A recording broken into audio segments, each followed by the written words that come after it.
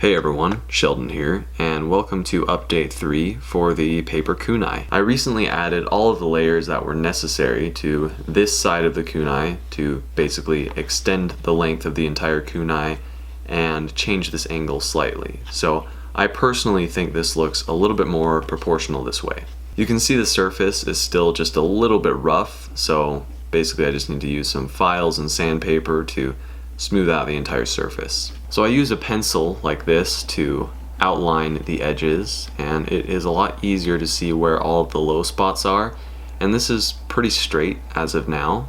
So you can see the outlined edge right there, and super glue and baking soda is actually a little bit translucent, so you can see a translucent area right there.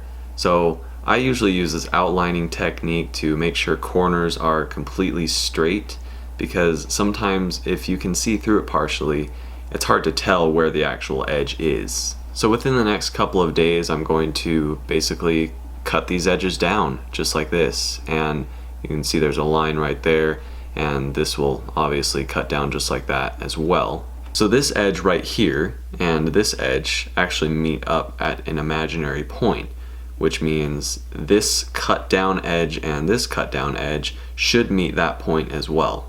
So since that imaginary point is actually cut off, that means this will leave a flat surface right here. So it will leave a flat surface like this right there. And then of course this point right here will meet up with the halfway point right here, and that will basically produce an angle also. So after all of these angles are cut, it will be the final kunai shape.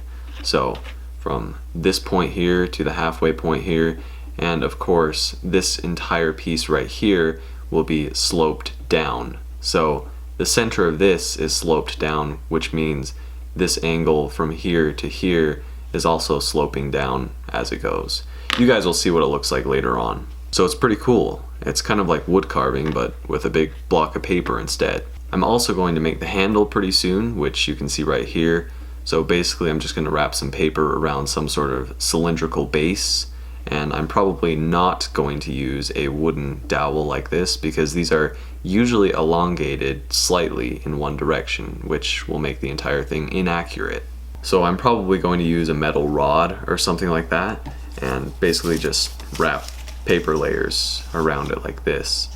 And not only will that make it more accurate, but it will also make it a lot stronger. So this project is progressing, and I am definitely looking forward to it. So building this project this way, you know, stacking the layers up like this, is obviously more time consuming, but it will be a lot more realistic this way. Of course I could have just taken some 16 layer pieces and just cut out some triangular shapes and glue them together, but it wouldn't be nearly as strong that way.